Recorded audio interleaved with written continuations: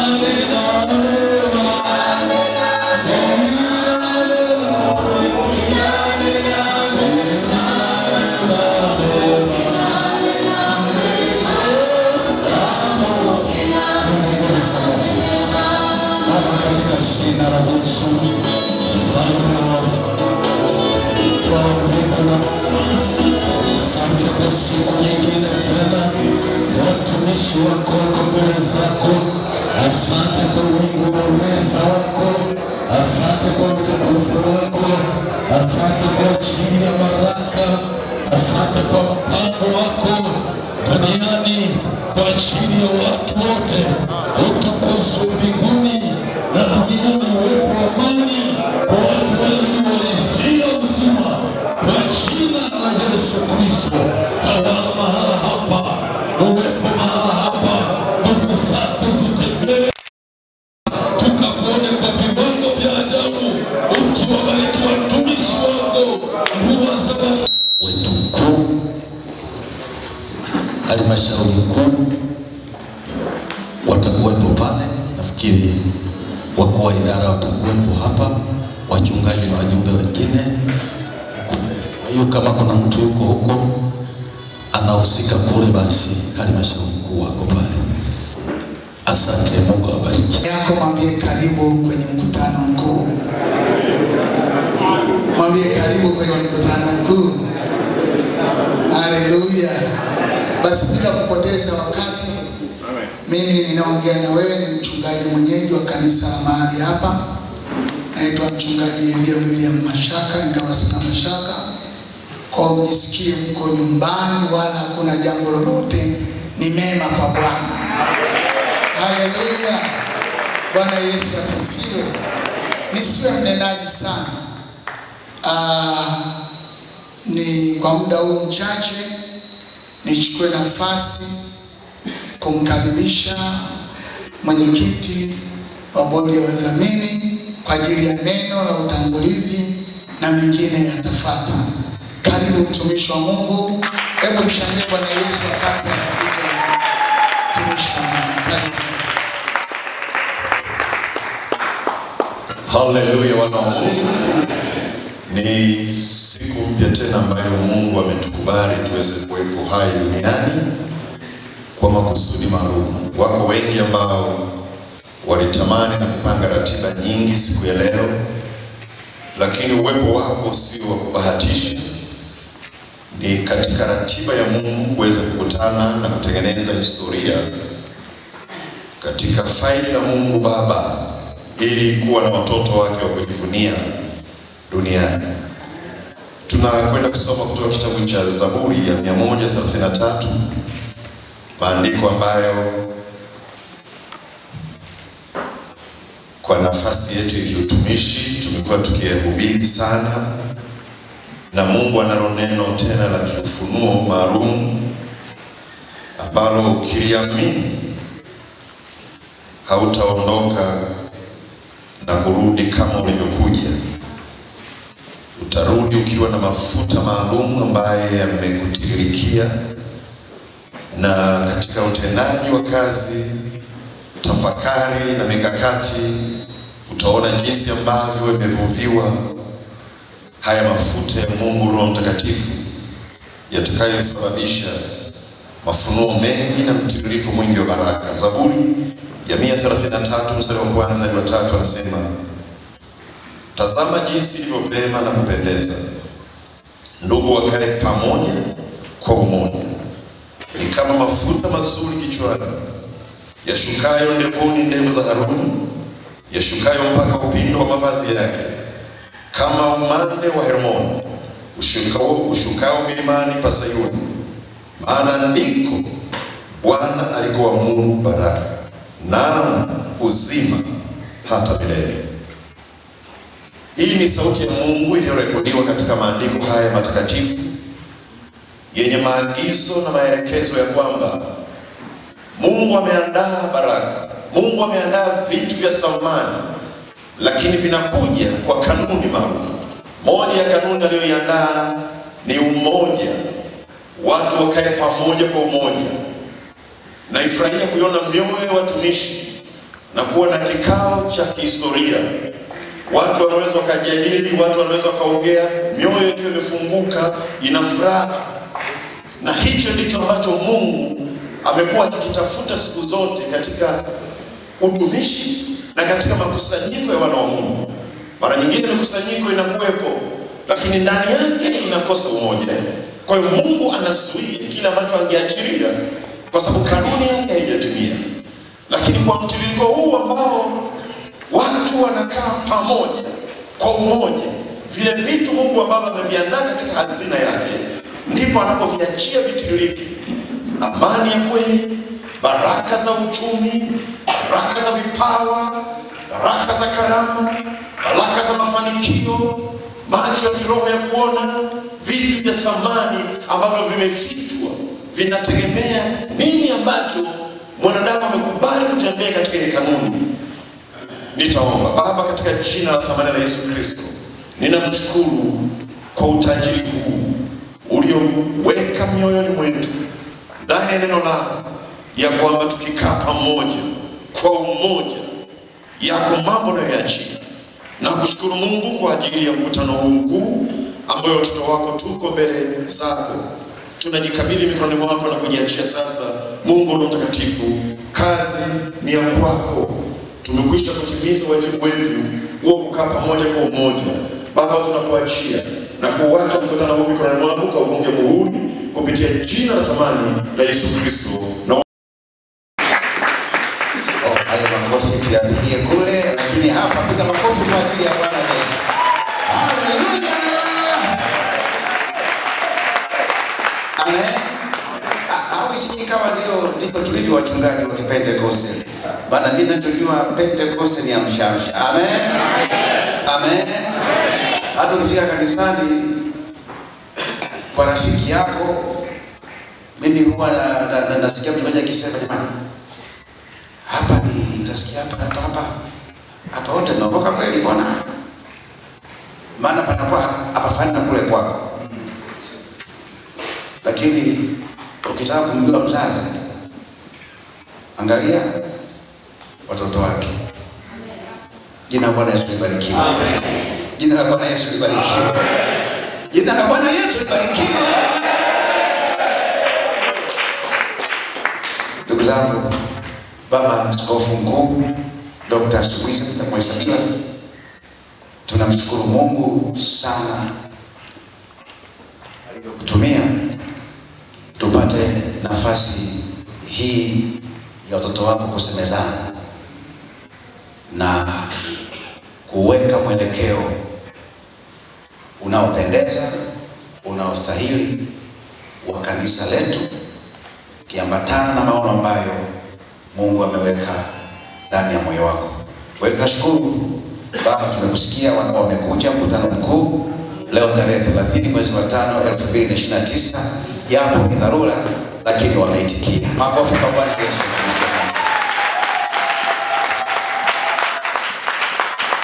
Lakini makofi makofi.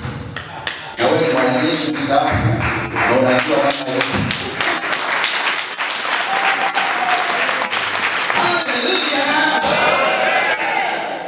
Amen. Ndugu zangu, tutazungumza baada pia kufanyana. Lazima tujue nani ni nani. Pata tu message nyingi wanakimbia wako njiani. Wengine wanategemea wangefika alfajiri na mabasi yao. Kini njiani huko. Ila tunamshukuru Mungu hapa sisi tumefika, tumetangulia. Kwa hiyo ni makuhani wazamu. Amen. Amen. Majina yangu Askofu Nama Rafael Shauri. Tunafahamiana vizuri, lakini baadaye tutajuana kwa uzuri zaidi.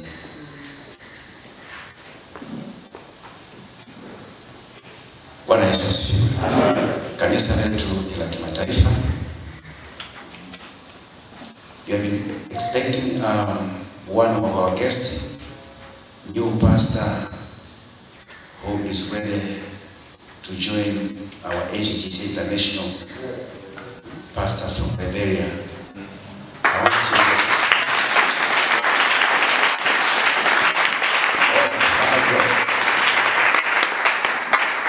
God bless you, my God. With your wife. Amen. You are most welcome.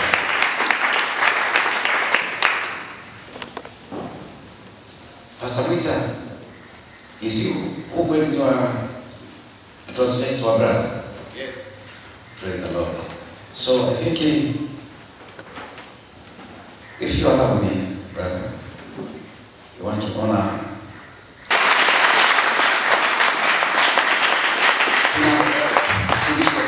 rafiki yetu ambaye moyo wake ameguswa na huduma ya AGGCI. Ametoka Liberia na aliposikia tuna mkutano mkuu akasema naenda kwa Mwisabila. Sasa ndio balozi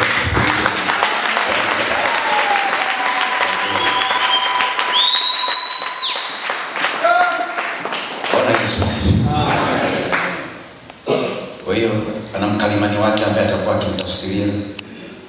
Ameoa Tanzania. Kwa hiyo nilikuwa naomba viongozi wangu wa kanda ama viongozi wa kitaifa kama angekaa na ninyi hapo na mkalimani wake. Mwita kama mgeruka nyuma. Baba yangu kuongeza kitu hapo. Mzee wangu Lukosi, ukakaa tu hapo. Baba yangu nani?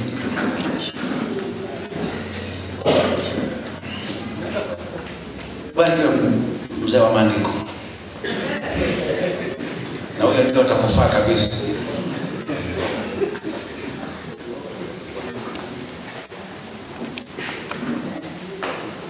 Mama ndio unamtafsiria. Mama, sio unamtafsiria shemeji. Wewe sio utakuwa unamtafsiria, si ndivyo? Karibu. Jamani, makofi kwa mtumishi wa Mungu.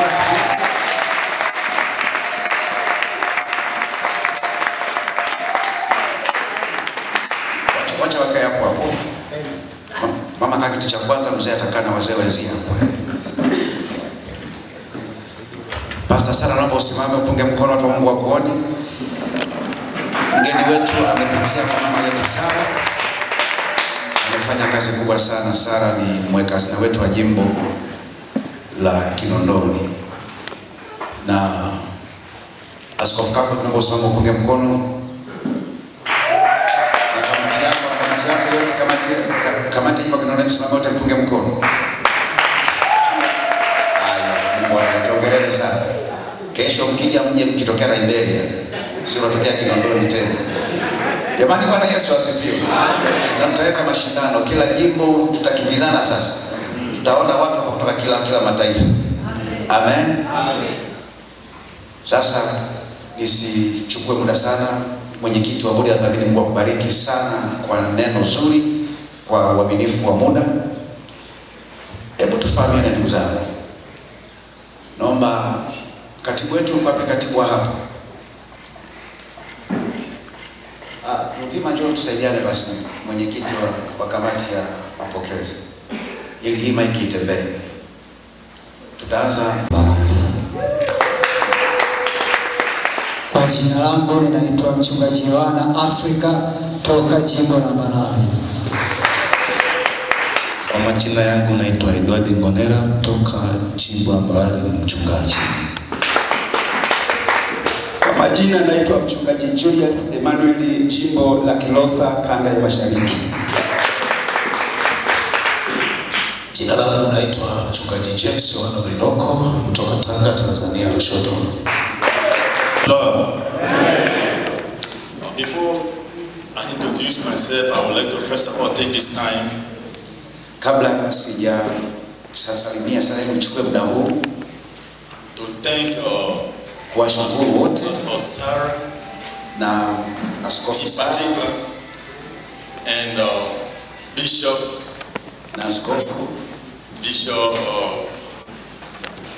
Sarada Bila. Maisabila. Askofu Maisabila. That one? Yeah, our Archbishop. Okay, because I was in communication with him.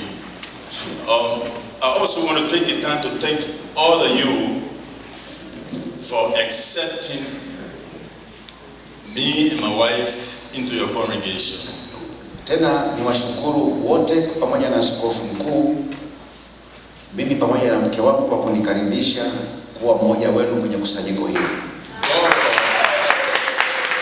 has called me to work in Tanzania. Mungu ameweka wito wa kuifanya kazi ya Mungu Tanzania. He has directed me to the right people, of course. Na amenielekeza na kuniunganisha na watu sahihi na dhati. God is these people on the outside. Ni hawa watu unaoona hata hapa mbele. My great father seated there. Baba yetu mkubwa kabisa ambaye amekaa pale. I have not interacted with him for a long time. I'm sorry. I haven't interacted with him for a long time. Sijaupata muda sana wa kuwa na mawasiliano na yeye kwa muda mrefu. But for the short time that we interacted, I know this is a man of God. Lakini kwa muda mfupi nimejua huyu ni mtu wa Mungu.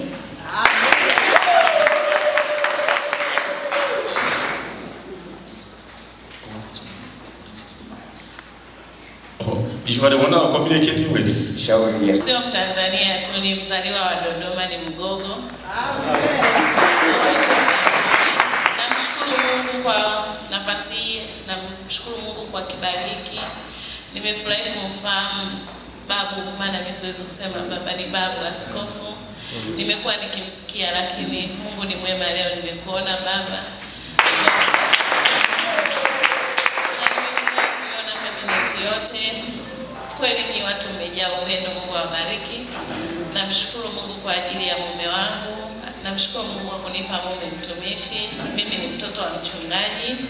Babangu ni mchungaji wa TAG, amestaafu lakini amebaki kuwa mwalimu kule mikoa ya kusini katika vyuo vya Biblia. Kwa hiyo pia hata mimi nimetoka katika mizizi ya utumishi. Mungu awabariki sana, nashukuru kwa kutupokea. Naamini tutakuwa pamoja. Amen. Na nitataja eneo mbili. Mimi ni mjumbe wa bodi ya wadhamini, naitwa Agostino Makatari. Pili ni askofu wa kanda ya kati ya Mashariki Magharibi, nyanda za juu kusini. Tumechukua Mbeya mjini, mkoa wa Mbeya na mkoa wa Momba na mkoa wa Katavi. Ndio maana wengine wamekuja wageni hapa, tutawazoea baadaye. Katavi yote na mipanda yote, sisi ndio tumechukua sehemu yote hii. Naamini kwamba tutazidi kuzoeana. Wa Sumbawanga hamko upweke, tuko pamoja na nyinyi, na Bwana wabariki sana. Bwana Yesu asifiwe. Na wasalimu katika jina la Yesu. Naitwa Pastor Benson Kitonka, Mwanza mjini, lakini pia kwa neema inayozidi ni mtunza hazina wa bodi ya wadhamini. Bwana Yesu asifiwe. Kwa majina ni mchungaji Elia William Mashaka. Kama tunavyomalizia sina nini. Kwa nafasi ya kwanza ambazo ninazisimamia kwa siku 100 ni askofu wa kanda ya kati na kaskazini yenye mikoa ya Arusha, Moshi, Manyara, Singida na Dodoma. Kwa hiyo nikifanya vizuri siku 100 nitaendelea. Nisipofanya siku 100 unaweza ukashangaa cheo sina. Amen. Lakini vile vile ni katibu wa bodi ya wadhamini. Mungu awabariki sana. Askofu Jacobo Thomas Chacha, mwenyekiti wa bodi ya wadhamini, bariki.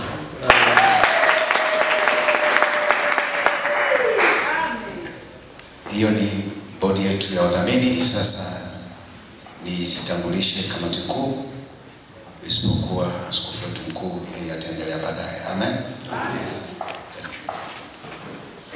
Bwana Yesu asifiwe sana wapendwa. Mungu awabariki. Hongereni kwa safari. Naitwa Mchungaji Emmanuel Cheles na askofu, natokea kanda ya Nyanda za Juu Kusini Mashariki inayochukua Iringa, Njombe na Ruvuma. Lakini hapa mbele nimependelewa na mzee, nimepata uteuzi, nimeteuliwa kuwa mwazina mkuu wa taifa. Mungu awabariki. Niongeze neno dogo, kwa njia ya uaminifu tutamuona Mungu. Mungu awabariki sana. Amen.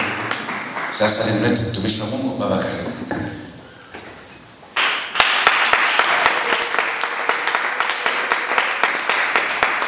Jina la Bwana libarikiwe. Amen. Kwa kifupi naitwa Mchungaji Amos Isagana.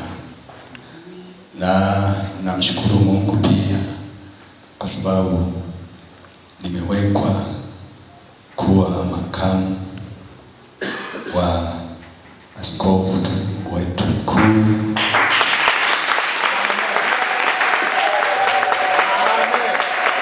Niweze kubeba mizigo hiyo kumsaidia baba yangu.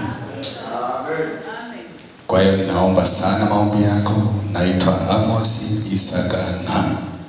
Ni jina gumu kidogo, Isagana ni gumu, lakini tutazoea.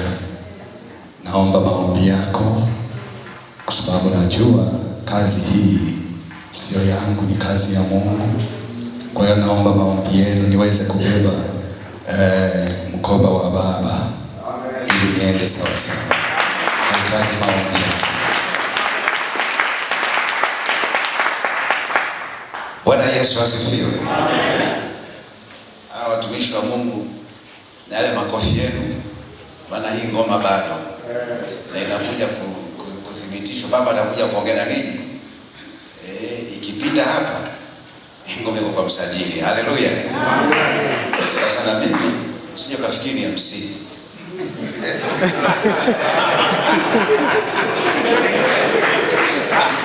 Kila sherehe inapanda na MC.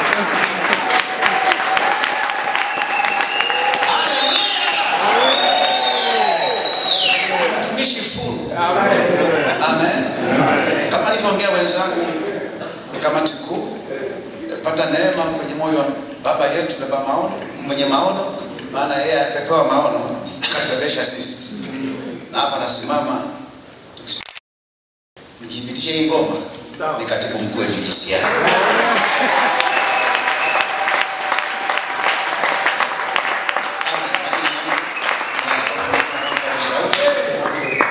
Askofu Nama Rafael Shauri, kituo cha kazi Dar es Salaam. Kifika pale Temboni ukilizia kituo cha imani, ukija Dar es Salaam unasema kituo cha imani, watajua ni kwa mzee wa urejesho. Mungu awabariki sana. Sasa umoja wetu, mapendano yetu, mshikamano wa kazi, na hasa akilemba baba yetu askofu mkuu pamoja na bodi ya wadhamini na sisi wote. Lakini siku ya Jumatano tulikuwa na mwanasheria ameingia gharama mleta kutoka Dar es Salaam, akaja kuongea na halmashauri kuu kufafanua baadhi ya vipengele. Yeye mwenyewe mimi mwenyewe ndio nilikuwa wa kwanza kueleza halmashauri kuu kwamba tulivyokuwa Mbeya tarehe 21 kwenye ibada ya shukrani ya baba ambayo haikwenda kama tumekusudia, kwa sababu tuwezi kuongea saa hizi. Mwenyekiti wa bodi alikuwa amebeba katiba atuletee, lakini akanipa moja, akasema usiku wakati nazipanga hizi, mwanasheria ameingiza kule rita ambayo tumelipia sio ile ambayo tumeifanyia marekebisho ya mwisho. Akawa amezungusha vipengele vingi. Akasema kwa hiyo kesho ukienda Dar es Salaam, hebu mpelekee, mwambie hii sio, kwa tumekula hasara hizi ya kuprint vitabu. Karudi navyo Iringa, kafika Dar es Salaam, nikampa mwanasheria. Kwanza nianzia Rita. Kaambia mheshimiwa kule Rita kwamba baba katiba yetu tutaichomoa. wanakwenda kurekebisha walikosea. Akasema hata mje mara 200, ukumbuke tu kila mkiingia 200, kila mkiingia 200. Nikarudi nikamwambia wenzangu, njoo Dar es Salaam mkele mwanasheria mfanye hii kazi, ikifika saa ya malipo msimsumbue mweka hazina usukwa, msisumbue kanisa, itakuwa baraka. Hiyo 200 nitatoa sadaka mimi kulipia. Nitoe tu sadaka ya kuja Dar es Salaam. Wakaja Dar es Salaam, wakakaa mwanasheria kwa muda wa kutosha. Mwanasheria aliongea juzi hapa kwamba bado wanaendelea kuiweka sawa. Halafu maana hata ile 200 sijalipa bado. Kwa hiyo maana bado haijaingia RITA. Si ndivyo jamani? Sasa hii inazunguka ni ipi? Sio kazi yangu kusema, lakini ninyi mjue tu kwamba sasa kwa kuwa wametuchokoza, katiba ni yetu, bodi ni yetu, na itaenda kule RITA ile ambayo inaendana na sisi. Simseme amina. Sasa aliyeshika darasa afungie madarasa. Simseme amina nyewe watu wa Mungu. Ndio njia tu ya kushinda shetani. Sasa unakaa na kitu mkingania kwamba angalia Maisha bila na watu wake. Angalia. Sasa tuko hapa kuweka sawa. Weka na hiyo sasa. Na mwanasheria amefika hapa na mimi ile hela ya kulipia sasa nilipa bado, maana mchakato bado unaendelea. Wenyewe wakasema tena aliyeleta hiyo katiba ili waangalie mfano. Mimi siwezi kumtaja pale kama naweka fitina. Wao wenyewe wana ujasiri wa kutajana. Tutaona kama wataweza kutaja tena. Japo huyo mtu hayupo hapo. Mimi nianze sijui ni nani wenyewe wanaanza kuongea kwa ufupi tu, watumishi wa Mungu. Baba tunakukaribisha. Mwenyekiti kwa sababu nafasi yake, alafu mwenyekiti ongelea kidogo kuhusu ilani yenu, alafu itakuwa wakati ukishaanza tu hapo. Na kwa sababu hiyo kwamba ni takwa la kisheria, yako maelekezo mengine au masuala ya mwongozo na kisheria bodi ya wadhamini, sio kwamba ni msaafu kama vile Biblia kwamba haiwezi kubadilisha neno lolote. Lakini kwa sababu kuna vipengele ambavyo vinaonekana kwamba vipo ambavyo vimeleta utata, vichache sana, lakini ile ambayo wamekuwa wakizungusha huko mitaani, ile sio sheria zetu za bodi ya wadhamini tulionayo AGCI. Ile ina kurasa 36 sisi tulionayo, ambayo pia ndio ipo kwenye ofisi ya msajili, ambayo ni ya Kiingereza, ina kurasa 21. Katika ile iliyopewa tafasiri ya Kiswahili lakini ambayo haiko kwenye bodi kwenye RITA, ofisi ya RITA, ina kurasa 19. Kwa hiyo ni tofauti kabisa na ile ambayo inazungushwa. Kwa hiyo ile ina vitu vingi ambavyo ni vya ajabu, vituko vya ajabu ambayo imeendelea kusambazwa na kuwapotosha wachungaji huko. Kwa hiyo tunamshukuru Mungu ya kwamba tumekuwa na halmashauri kuu pamoja na baraza la uangalizi. Hasa halmashauri kuu alikuja mwanasheria na tukawa naye, kaulizwa maswali, akatoa hotuba yake au maelekezo yanayohusiana na swala la bodi, sheria za bodi ya udhamini. Kwa hiyo kwa tunayo halmashauri yetu na tuko katika maeneo yetu ya kihuduma huko, na tunalo baraza la uangalizi ambao jana pia tumekuwa nao. Yako maelekezo mengine ambayo hatuwezi kurudia hayo mengi na kuanza kufafanua kila kipengele hivi na hivi, lakini tumefafanua kwa baadhi ya maeneo, na kwa sababu bado katika mchakato wa kwenda kufanya virekebisho hivyo vidogo ambavyo usajili tayari kweli umeshafanyika, lakini virekebisho ambavyo hata katiba yetu mama ina maelekezo ambayo au ina vitu ambavyo bado vinahitaji maboresho ni ya kwetu. Kwa hiyo wakati wowote, na kwa kuwa sheria zinaturuhusu, tunabadilisha wakati wowote. Tunaona kuna vipengele kwenye katiba yetu ya mama haionyeshi swala la idhinisho la baraza la uangalizi, lakini tunaendelea kukutana. Kwa hiyo ni mambo ambayo yataingizwa, yatafanywa, kwa hiyo hakuna ugomvi wowote.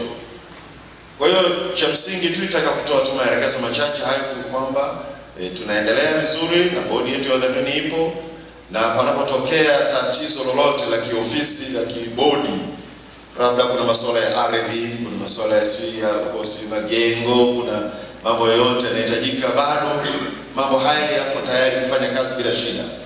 Kwa hiyo bodi ipo, itafika, itatoa maelekezo, kwa sababu ni bodi kwa ajili ya kuboresha utendaji kazi wetu wa kanisa.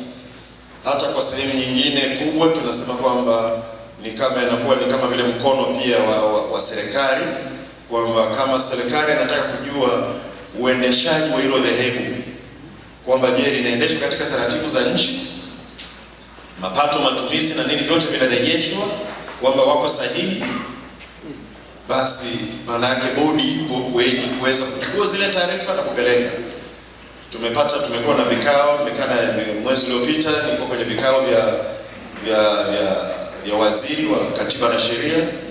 Tumepewa miongozo na misisitizo na maazimio ya uendeshaji, lakini pia wiki chache zilizopita tumeitwa tena na TRA kwamba mbona hamjaleta marejesho ya dhehebu. Kwa hiyo maana yake yanapocheleweshwa marejesho yale au zile taarifa mwezi mmoja tu, maana yake ni kwamba sheria inasema zile penalty za kupigwa penalty